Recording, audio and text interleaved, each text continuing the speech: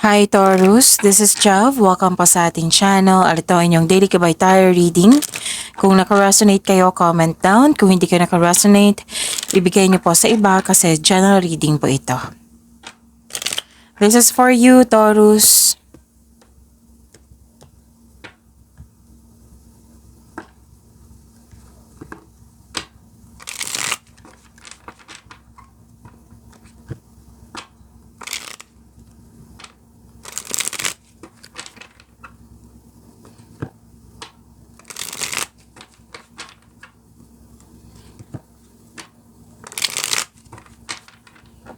Para po ito sa inyo, Taurus.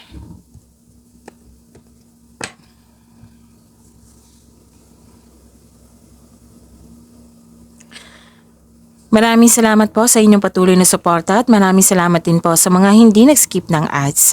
Gamitin ang reading na ito bilang gabay lamang sa mga hindi pa nag-subscribe. Subscribe na po kayo at click bell notification para malaman nyo na may bago tayong video. Para sa mga gusto magpa-reading, comment po kayo ng personal reading. Again, comment kayo ng personal reading and check my reply sa comment section.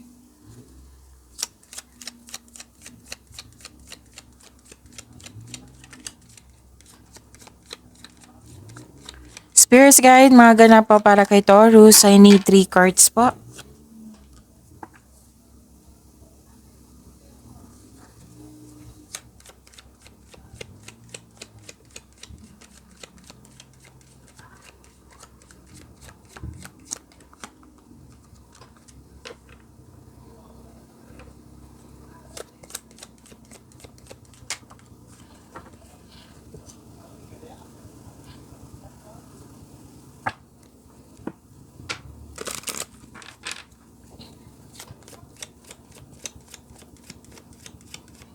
Spirits Guide, Angels, Archangels, Guardian Angels, message po para kay Taurus. I need 2 cards po.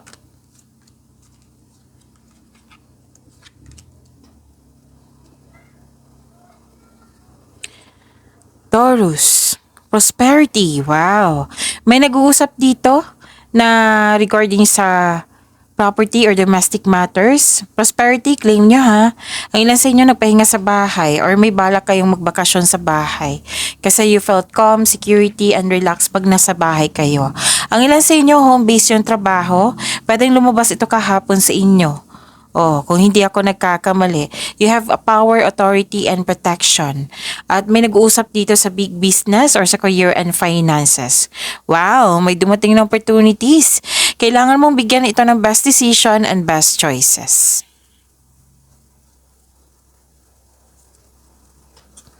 Forgiveness, 777.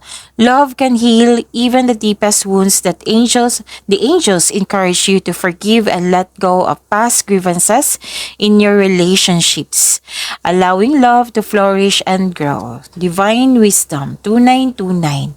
Seek wisdom from within. Your inner guidance is a wellspring of knowledge.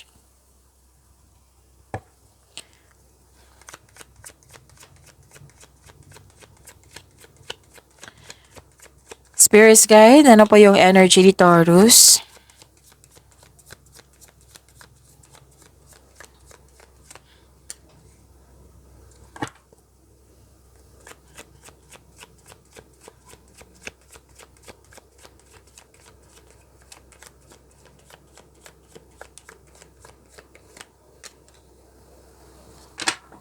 Kung may narinig kayo or may nakita kayong repeating message, meaning to say, pinupush ng cards nyo yan.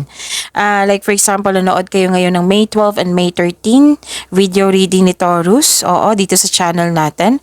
At may napansin kayo na repeating message. Yan po yung pinupush ng cards nyo na kailangan nyo bigyan ng atensyon, solusyon, at aksyon. So this is wealth and generosity. Oo, financial stability. Andito po, it might be may offer sa iyo na leadership role or leader na kayo. Oo. Or you're making financial decision. Okay, so ano to? Pagtaas ng tagumpay sa pananalapi. At katatagan ay nasa iyong kamay na. So may parating na kasosyo or may magbigay ng tulong sa iyo or puhunan upang tulungan ka sa pagkamit ng layunin na ito. Mm. Tutulungan ka ng taong ito para makamit yung layunin mo sa buhay. May bagong simula dito, dalawang card na mismo nagsabi po. Ah, alam na alam mo yung gagawin mo, hindi ka natatakot sa mga obstacles, mga challenge na yan, basta tuloy na tuloy. Yan yung sabi dito. So, ito ay isang bagong simula. This is new beginning, freedom. This is curiosity. This is new journey. At may potential na maging successful. Basta, pag-iingat lang po sa pagpili sa choices, yung sabi ko kanina na best choices and best decision kasi may dumating na opportunities. Oo. Pag-iingat lang sa pagpili. Kailangan magkaroon ng konkretong plano at makinig din sa inyong intuition.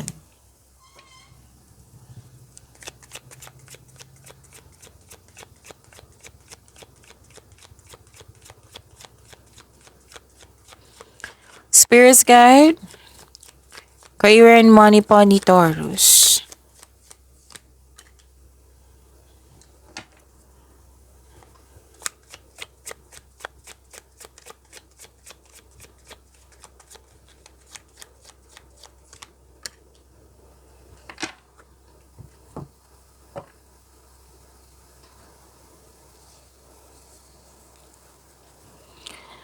Okay. Ito yung nakita ko dito na nag-rest kayo sa bahay or may balak kayo mag-rest. Pero may sabi dito, 'di ba, na staycation sa bahay, gusto niyo magstay sa bahay. So this is rest and nagpahinga kayo. Ang ilan sa inyo nagpahinga, ang ilan sa inyo may balak magpahinga sa bahay. Stress at pagod ka sa trabaho, gusto mo mag-leave, gusto mo magbakasyon. So, ang sabi ng card dito, ang pagpahinga ay nagpapagbigay ng increased productivity and a healthier mental state. So, nakaramdam ka ng pagod. So, this card tells you na relax, calm your mind, and reflect. Sleep and meditation ay kailangan po. At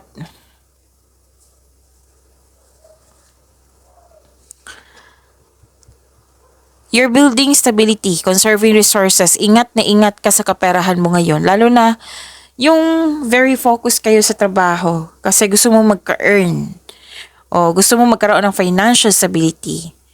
You're saving money for your future or specific goal kaya sobrang ingat mo sa kaperahan.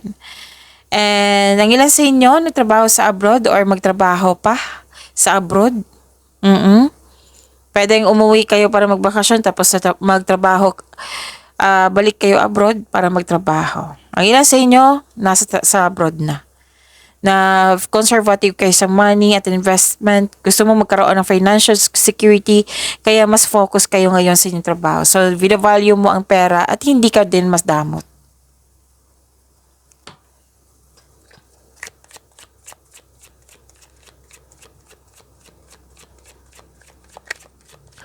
Spirits guide, love life, self-love, partnership, and romance ni Taurus.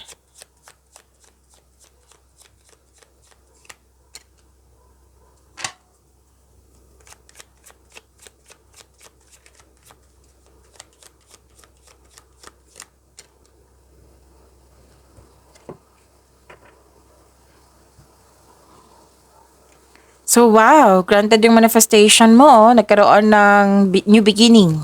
Another card na nagsabi ng new beginning. Sa mga may relasyon, blooming kayo ngayon that has the potential to be stable. Sa mga single po, naging practical ka sa buhay romansa.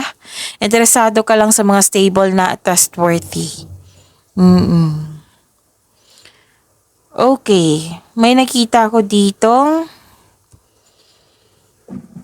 Nalungkot kayo, pwedeng naalala nyo to kasi kahapon kung hindi ako nagkakamali may naalala din kayo. Oo, so heartbroken, or pagkabigo sa nakaraan po ito or kasalukuyan. Tumitimbang sa inyong isipan ngayon. May masakit na katotohanan. Pwedeng may concern sa tutol sa decision, plano, or ideas, or tungkol ito sa third party concern. Remember, Taurus, this is channel reading. Okay? So, yun. Huwag magpadala sa matinding lungkot. Nalungkot kayo, may naalala kayo. I think may naalala kayo. Pwede mangyayari ngayon, Pwede, most likely, nangyari ito sa nakaraan na nagbigay ito ng lungkot sa iyo.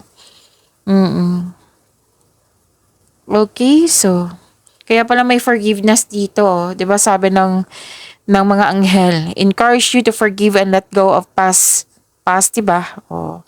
Sa mga nangyari na. Oh. So, allowing love to flourish and grow. Pagyamanin niyo po yung blessings sa binigay sa inyo, Taurus. See you tomorrow. Maraming salamat po.